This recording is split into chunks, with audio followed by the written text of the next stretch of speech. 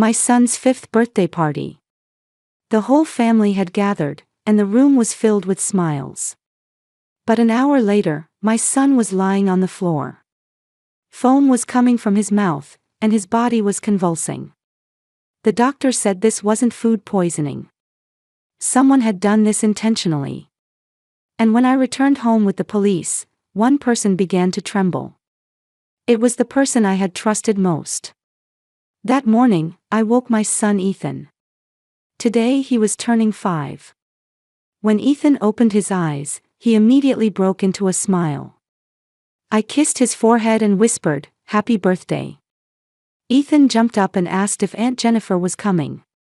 "Of course, she wouldn't miss your birthday," I answered. Ethan adored my sister-in-law Jennifer. Jennifer was always kind and brought lots of presents. Sometimes she bought him more expensive things than my husband and I did. At 2 p.m., the family started gathering. My husband David, his sister Jennifer, David's parents, my parents, and 10 of Ethan's friends.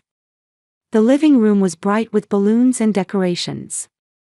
Jennifer arrived around 2:30. She stood at the front door holding a large gift box.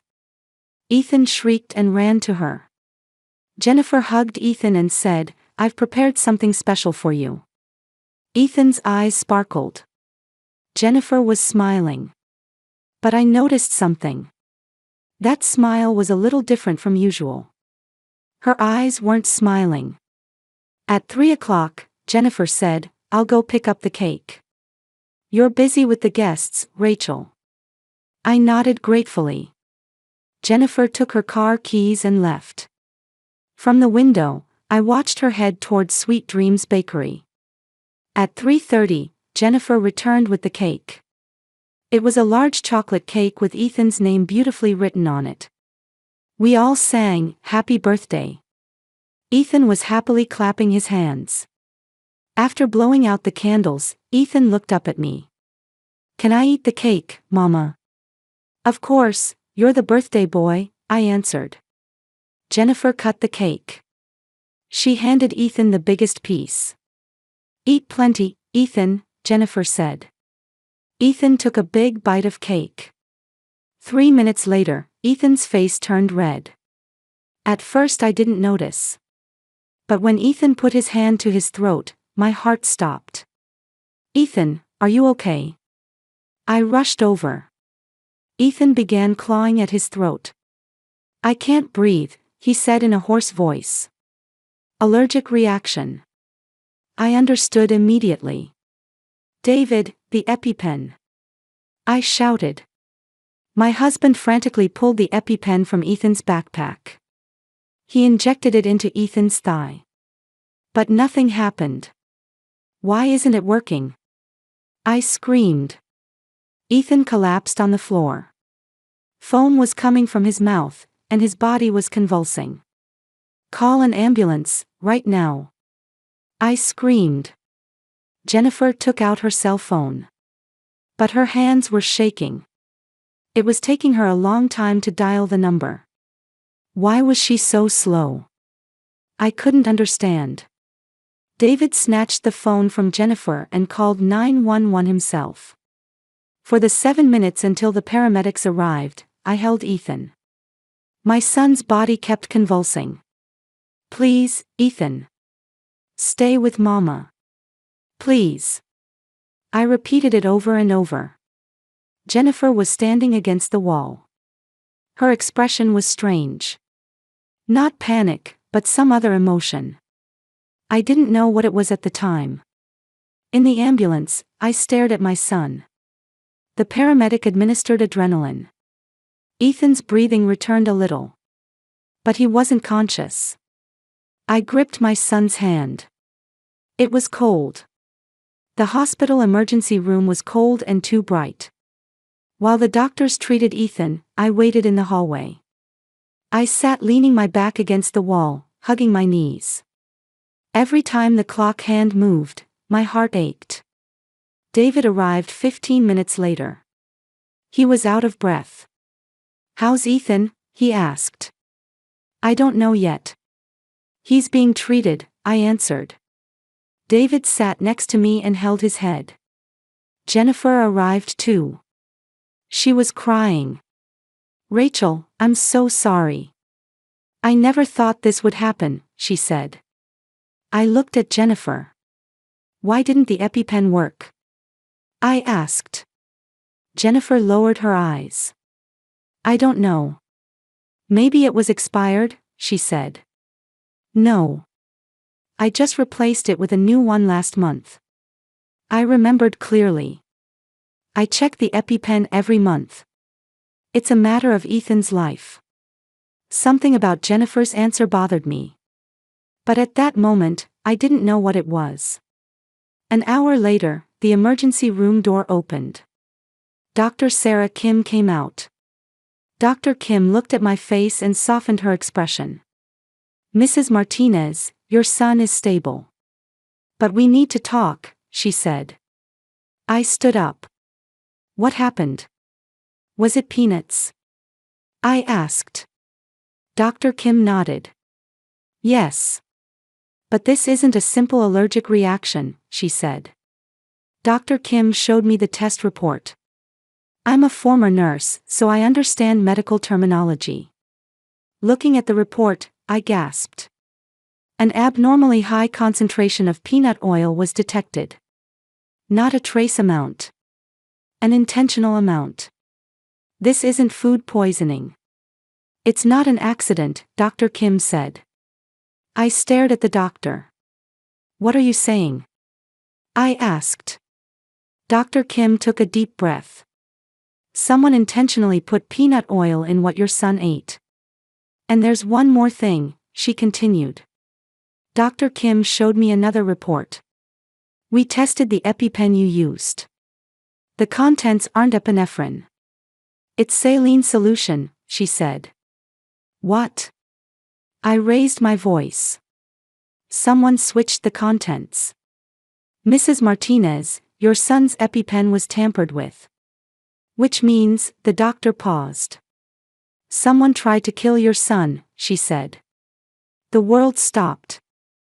I couldn't hear the sounds around me. I could see David saying something, but the words didn't reach my ears. "Someone tried to kill my son." Those words repeated in my head. I put my hand on the wall. I couldn't breathe. Dr. Kim supported my shoulder. "Are you okay, Mrs. Martinez?" she asked. I shook my head. Of course I wasn't okay. "Who?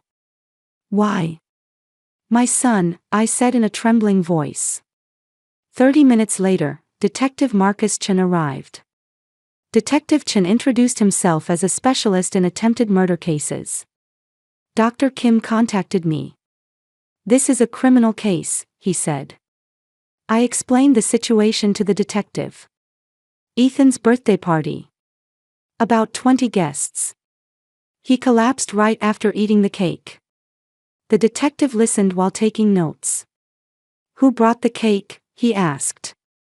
"My sister-in-law Jennifer. She picked it up at the bakery," I answered. The detective nodded. "Who had access to the EpiPen?" he continued. I thought about it. The EpiPen is in Ethan's backpack. It's kept in the bedroom at home. Anyone in the family could access it.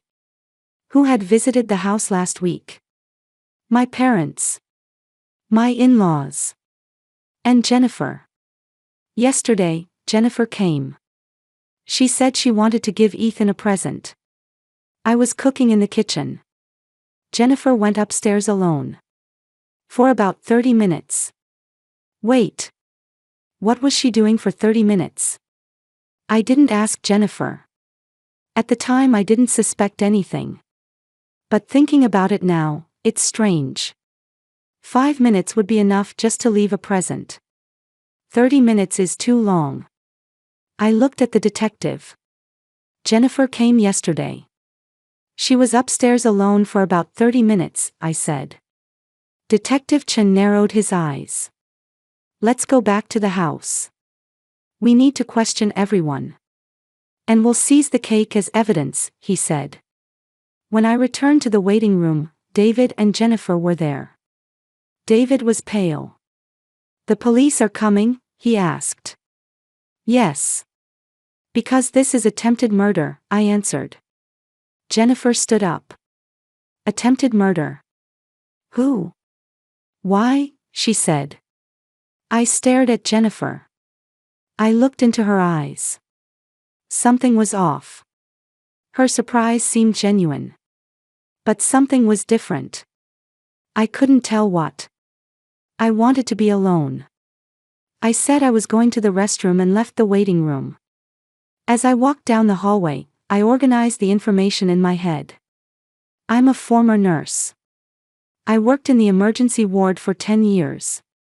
I've seen peanut allergy symptoms many times. Normally, it takes 5 to 10 minutes for symptoms to appear. But Ethan collapsed in 3 minutes. Abnormally fast. That happens when a large amount of allergen is ingested. It matches Dr. Kim's report. And the EpiPen failure. The EpiPen was replaced with a new one last month. The expiration date wasn't until next year. Why didn't it work? Could the contents really have been switched? But who? Why? Who would want to kill Ethan? I stopped. I looked out the window. Cars were lined up in the parking lot. Among them, I could see Jennifer's car. A white sedan. I tried to remember something. Yesterday, when Jennifer came, something was off about her. She smiled less than usual. Her eyes looked tired. When I talked about my second pregnancy, Jennifer's face clouded a little. But she quickly returned to smiling. "Congratulations, Rachel," she said. But that smile was fake. And 3 months ago, when I announced my pregnancy to the family, everyone congratulated me. Jennifer was smiling too. But her eyes weren't smiling. After the party, I saw Jennifer outside alone. She looked like she was crying. But when I tried to call out to her, she got in her car and drove away. 2 months ago. A family dinner. Jennifer said to me, "Rachel, you're really happy, aren't you? A wonderful husband, a cute son, and now a second child." I just answered with a smile. "Thank you, Jennifer." But at that moment, there was something sharp in her voice. Envy. No, something more than that. Jealousy. 1 month ago, Jennifer asked me, "Teach me how to use the EpiPen. I want to know in case of emergency," she said. I was happy to teach her. The structure of the EpiPen, how to use it, how to store it. Jennifer took notes eagerly. At the time I didn't suspect anything. But thinking about it now, why so suddenly? I took out my cell phone. I needed to investigate Jennifer. I started searching the internet. Jennifer Thompson. Infertility treatment. The first hit was a website for an infertility support organization. An article from 5 years ago. It contained Jennifer's testimony. I read the article. 10 years of infertility treatment. 5 in vitro fertilizations, all failures. My husband blamed me. "It's your fault," he said. "We got divorced. I gave up my dream of having children." The article ended there. I gripped my cell phone. "Jennifer. Were you suffering that much? But that's no reason. No matter how much you suffer, it's no reason to kill a 5-year-old child." I took a deep breath. I need evidence. Solid evidence. Not emotion, but facts. I'm a former nurse. I can think logically. Find evidence that Jennifer is the culprit. And turn it over to the police. I returned to the waiting room. David stood up. "Rachel, are you okay?" he asked. "Yes. I was just thinking about something," I answered. Jennifer was standing by the window. Her back was turned. Her shoulders were trembling slightly. I couldn't tell if she was crying. The next day, Ethan was stable in the hospital. He regained consciousness and showed me a weak smile. But I couldn't relax. Someone tried to kill my son. That someone still hasn't been caught. The police are conducting an investigation, but I couldn't wait. I'll find the evidence myself. I decided. At 10 a.m., I returned home. David remained at the hospital, staying by Ethan's side. I was alone. When I opened the front door, yesterday's party debris was still there. Balloons, decorations, and the half-remaining cake. The police had seized the cake as evidence, but the plates and paper cups were still on the table. I tried not to look at them and went upstairs. I entered Ethan's room. The backpack was on the floor. The police must have already examined it, but I wanted to check with my own eyes. I opened the backpack. I looked at where the EpiPen was kept. The zippered pocket. I always put it here. But something's different. The position of the zipper is slightly off. I'm a meticulous person. I always close the zipper in the same position. But this is different. Someone opened it and closed it again. I looked around the room. Was anything dropped on the floor? Any sign that drawers were opened? And I found it. Under the bed, a small transparent plastic cap. I picked it up. A syringe cap. Medical grade. Why is a syringe cap in Ethan's room? Ethan doesn't use injections. Neither do I. Then who? Yesterday, Jennifer was in this room. For 30 minutes, alone. I was in the kitchen. What was Jennifer doing upstairs? She said she was putting the present on the bed. But it shouldn't take 30 minutes. I put the syringe cap in a plastic bag. Evidence. I headed to the study. David's study. My father-in-law's will is stored here.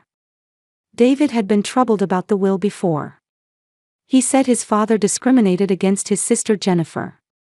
At the time, I didn't ask in detail. But now I need to know. To understand Jennifer's motive. I opened the file cabinet. I found the will immediately. It's in a brown envelope. I opened the seal and read the will. To my son David, $5 million. The reason is that he has a son, Ethan. He has someone to carry on the family bloodline. To my daughter Jennifer, $500,000. The reason is that she has no children. I'm sorry, but she has no one to carry on the family. I gripped the will. This is terrible. Jennifer only inherits 1/10 because she has no children. My father-in-law discriminated against his daughter. And Jennifer was suffering from infertility. 10 years of treatment. 5 failures. Divorce. She lost everything. And I got pregnant with my second child. What did that mean to Jennifer? I took out my cell phone. I called Sweet Dreams Bakery. The manager answered. This is Mrs. Martinez. I ordered a cake yesterday, and I was wondering if I could see the security camera footage. I asked. The manager said the police had already contacted them. But as a mother, I want to see it with my own eyes, I pleaded. The manager thought for a moment and then said, please come. 30 minutes later, I was at the bakery. The manager led me to the back room. I sat in front of the monitor and played yesterday's footage. At 2:35 p.m., Jennifer picks up the cake. She's smiling and talking with the clerk. At 2:37, she heads to the parking lot. So far, it's normal. At 2:38, Jennifer gets in the car. But she doesn't start it. She's doing something in the car. The cake box is on her lap. At 2:40, Jennifer takes something out of her bag. A small bottle and a syringe. I gasped. Jennifer is drawing liquid from the bottle with the syringe. Then she opens the cake box. At 2:43, Jennifer is inserting the syringe into the cake. She slowly injects the liquid and then closes the box. She puts the syringe and bottle back in her bag. At 2:50, she starts the car. I stopped the footage. My hands were shaking. Jennifer. You really did it. Perfect evidence. The footage shows everything. Injecting poison into the cake. Please give me this footage, I asked the manager. The manager copied the footage onto a USB drive. I'll submit this to the police, the manager said. Yes. And I'll keep a copy too, I answered. I left the bakery and got in my car. But I sat there without starting the engine. I need to search Jennifer's car. The syringe and bottle might still be in the car.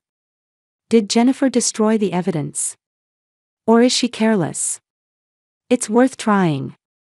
I headed to Jennifer's apartment. She should be at the hospital now. She said she was coming to visit Ethan.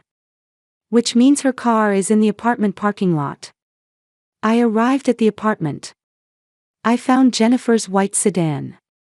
It's parked in the corner of the parking lot. I looked around. No one. I approached the car. I tried the door. It's not locked. Did Jennifer forget to lock it? Or does she think she has nothing to hide? I opened the door. I searched the car interior. The passenger seat. Nothing. The back seat. Nothing. I opened the glove box. There it was. An empty syringe. A small glass bottle. The label says peanut oil. And disposable gloves. I took pictures. Evidence. Definitive evidence. I picked up the syringe. In the transparent tube, a small amount of liquid still remains. Amber-colored. Peanut oil. I know because I'm a former nurse. This is the tool to kill Ethan. Jennifer prepared it. Deliberately. I got out of the car and called Detective Chen. I found evidence. The bakery security camera footage and a syringe in Jennifer's car, I said. Detective Chen sounded surprised. Mrs. Martinez, did you investigate on your own? He asked. Yes. For my son. Jennifer is the culprit. I have evidence, I answered. Detective Chen said he understood. I'm coming now. Secure the evidence, he said. An hour later, Detective Chen and 2 police officers arrived. I handed over the USB drive with the security camera footage. Then I showed them Jennifer's car. The detective examined the car interior and put the syringe and bottle in evidence bags. This is enough. We'll arrest Jennifer Thompson, the detective said. At 6 p.m., I returned home with the police. Detective Chen and 2 officers accompanied me. The whole family was in the living room. Jennifer, my husband David, David's parents, my parents. Everyone looked worried. When I entered, everyone turned around. David stood up. Rachel, is Ethan okay? He asked. He's stable. But we need to talk, I answered. I stared at Jennifer. Jennifer had an anxious expression. But she was still acting. Jennifer, I want to ask you something, I said. What, Rachel? Jennifer answered. Her voice was trembling. Yesterday, when you came to my house, what were you doing upstairs? I asked. Jennifer's face changed color. Ethan's present. You know that, she said. What were you doing alone for 30 minutes? I continued. Jennifer stammered. Putting the present on the bed, she answered. I took out the syringe cap. Still in the plastic bag, I showed it to Jennifer. You dropped this in Ethan's room, didn't you? I said. Jennifer backed away. That's not mine, she said. But her body was shaking. Her whole body was trembling. I took out my smartphone. I saw the Sweet Dreams bakery security camera footage. You in the car, injecting something into the cake, I said. I showed everyone the smartphone screen. The footage played. Jennifer inserting the syringe into the cake. Injecting the liquid. The room fell silent. David stood up. Jennifer, what is this? He asked. Jennifer shook her head. No, this isn't what it looks like, she said. And I found this in your car, I continued. I showed the photos on my smartphone. The empty syringe. The bottle of peanut oil. The disposable gloves. Jennifer fell to her knees. Her whole body was shaking violently. Tears were pouring out. Detective Chen stepped forward. Is this enough? I asked. It's enough, the detective answered. Jennifer Thompson, you're under arrest for attempted murder, the detective said. An officer approached Jennifer. Jennifer looked up. I'm sorry. I'm so sorry, she said, crying. David shouted. Why, Jennifer? Why Ethan? He's your nephew, he said. Jennifer answered with a tear-streaked face. Because I can't have children. Because you have everything and I have nothing. Because every time I see Ethan, I'm reminded of what I can never have, she said. The room froze. Jennifer continued.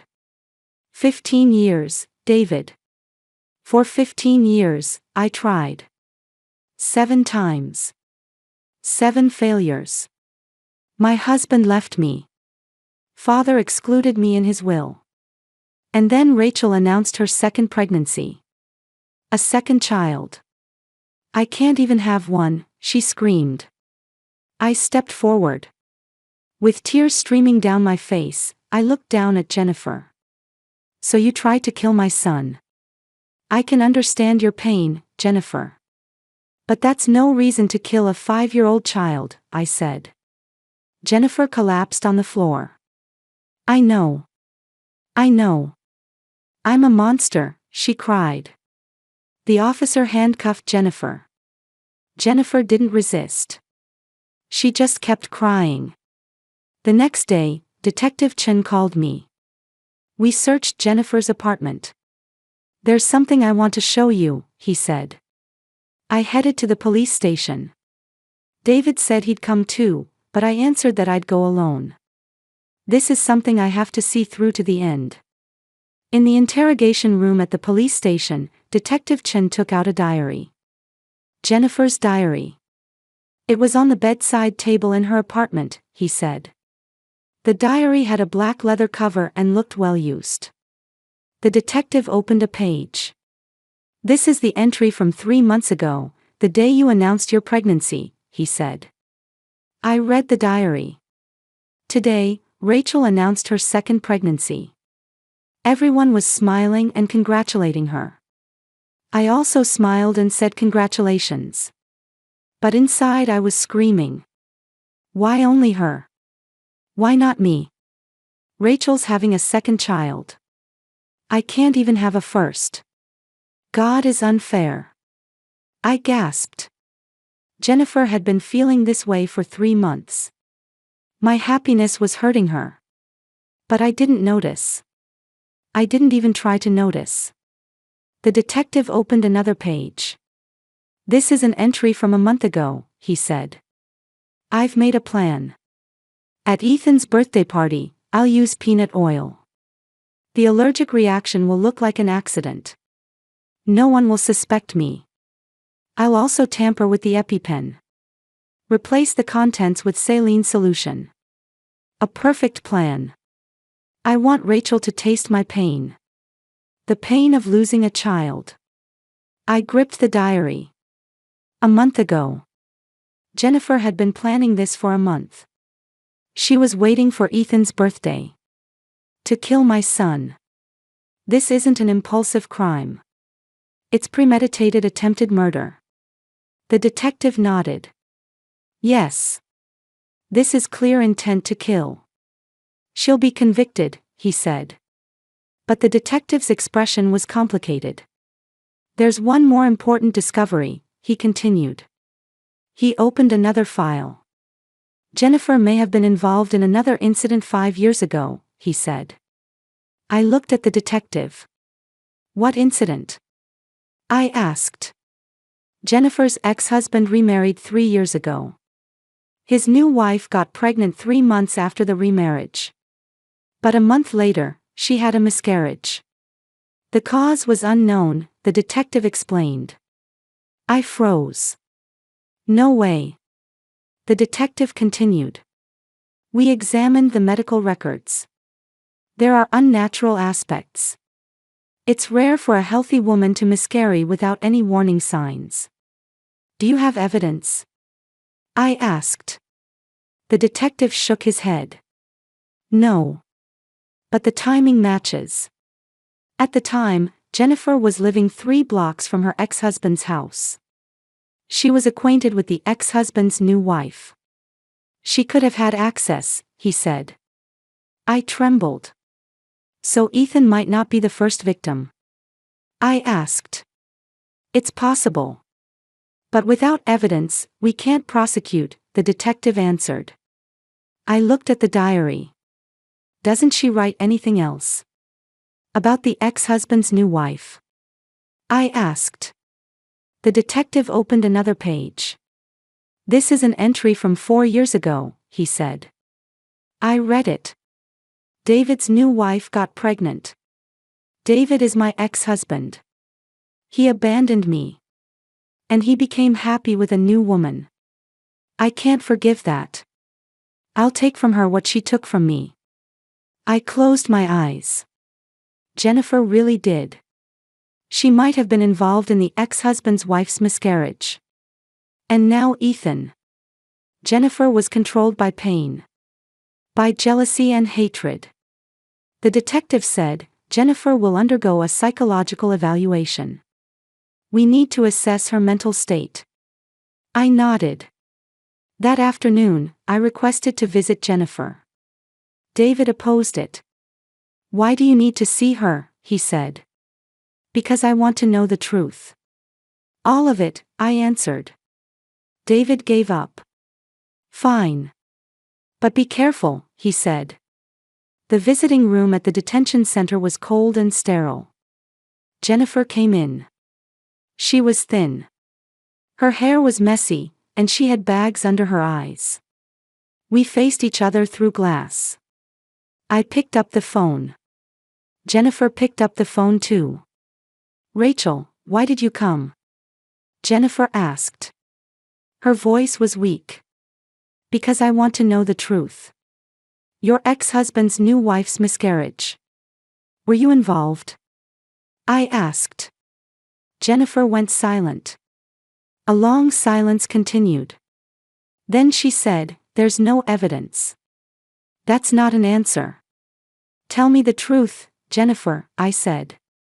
Jennifer looked up. Her eyes were empty. I won't admit to anything. But if I had done it, she would have just understood my pain. She took my husband. And she got pregnant with the child I couldn't have. I couldn't forgive that, she said. I felt tears welling up. You're a monster, Jennifer. I can understand the pain. The suffering of infertility, the pain of divorce. But that's no reason to hurt others, I said. Jennifer laughed. A cold, self-mocking laugh. I know. But the pain destroyed me. Every day, I asked myself why only me. And hatred took control of me, she said. You had choices. You could have asked for help. You could have received counseling. But you chose hatred. And you hurt innocent people, I said. Jennifer cried. I know. I know everything. But it's too late. I can't go back, she said. I took a deep breath. I won't forgive you. But to ensure that people like you are never created again, I'll help people suffering from infertility. I'll show them a different path from the one you chose, I said. Jennifer stared at me. Thank you, Rachel. Walk the path I didn't choose, she said in a small voice. I stood up. Goodbye, Jennifer. We'll never meet again, I said. I hung up the phone. 3 months later, the verdict was handed down in court. David and I sat in the gallery. Jennifer was in the defendant's seat. She was emaciated. The judge read the verdict. Jennifer Thompson, you attempted to kill a 5-year-old child with deliberation. You planned for a month and tried to execute it perfectly. This is an extremely malicious crime. The verdict, guilty of attempted murder. 25 years in prison, no parole. Psychiatric treatment is mandatory. Permanent restraining order from the Martinez family. Jennifer nodded quietly. I deserve this, she said in a small voice. An officer handcuffed Jennifer. Jennifer was being led away. She looked back just once. Our eyes met. There were tears in her eyes. But I didn't look away. After leaving the courtroom, David held my hand. It's over, he said. Yes. But this is also a beginning, I answered. David tilted his head. A beginning of what? He asked. I smiled. The beginning of a new mission, I said. That night, I opened my laptop. I started researching infertility support organizations. What organizations exist? What kind of support is needed? I'm a former nurse. I have medical knowledge. And now I also understand Jennifer's pain. There must be something I can do. David came into the room. What are you doing? He asked. I'm thinking of starting an infertility support organization, I answered. David looked surprised. Even after what happened with Jennifer, he said. That's exactly why. To ensure that people like Jennifer are never created again. To show people in pain different choices, I answered. David put his hand on my shoulder. You're strong, Rachel, he said. I'm not strong. I'm just doing what I can as a mother, I answered. David smiled. I'll help, he said. Thank you, I answered. On the screen was a website for an infertility support organization. Many women's testimonies were posted. Pain, suffering, despair. But at the same time, hope. Voices asking for help. I want to respond to these voices. Jennifer chose hatred. But I want others to choose hope. I opened a new document.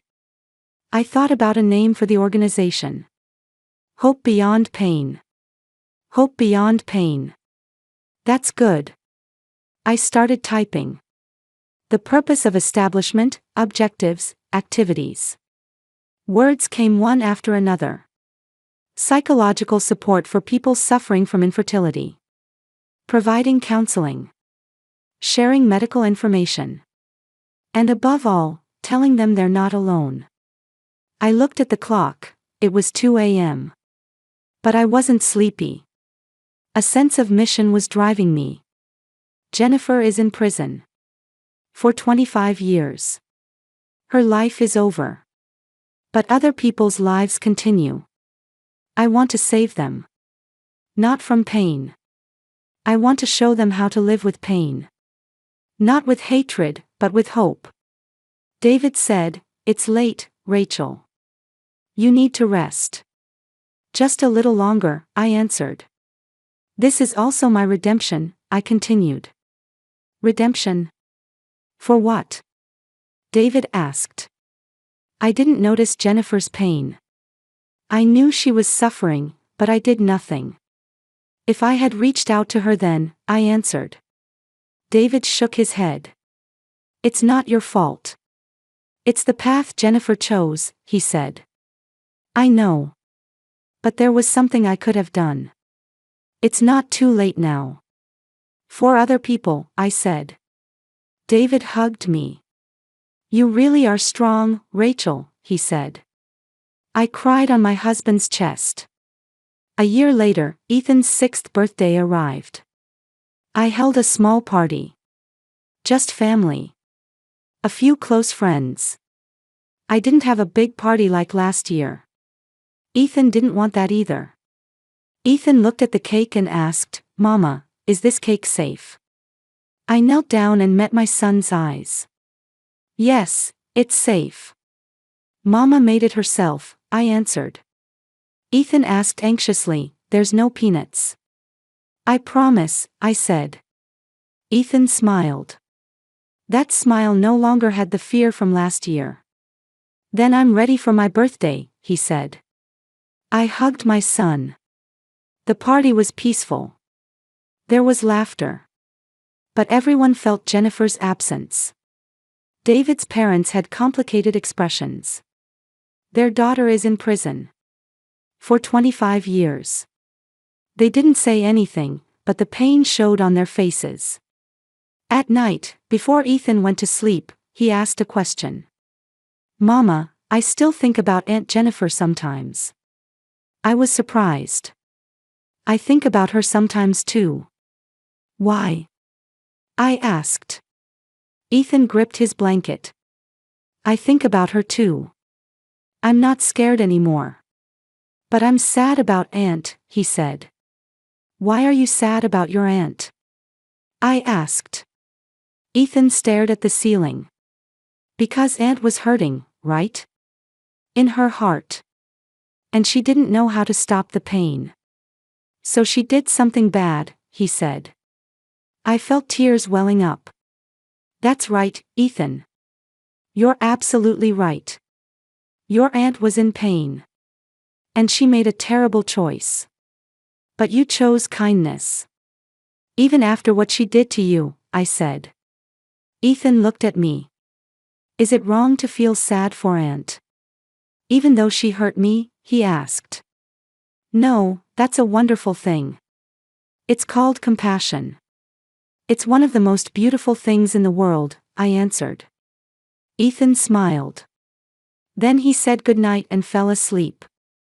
I had started the infertility support organization, Hope Beyond Pain.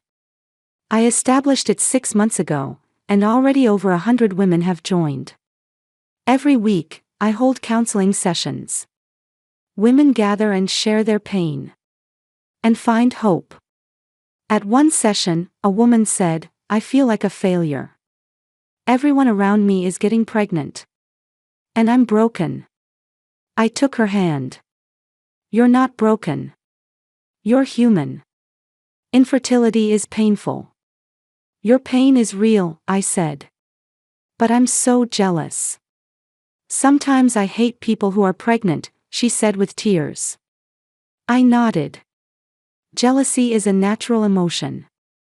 But don't turn it into hatred. I knew someone who was controlled by hatred. She tried to kill my son. Because of her own pain. Don't become that, I said. The woman stared at me. Then nodded. Thank you. I needed to hear that, she said. Last month, I gave a speech at a support group event. Over 200 people gathered. I stood on stage and told my story. A year ago, my son was nearly killed. The perpetrator was my sister-in-law. She had suffered from infertility for 15 years. And hatred took control of her. I won't forgive her.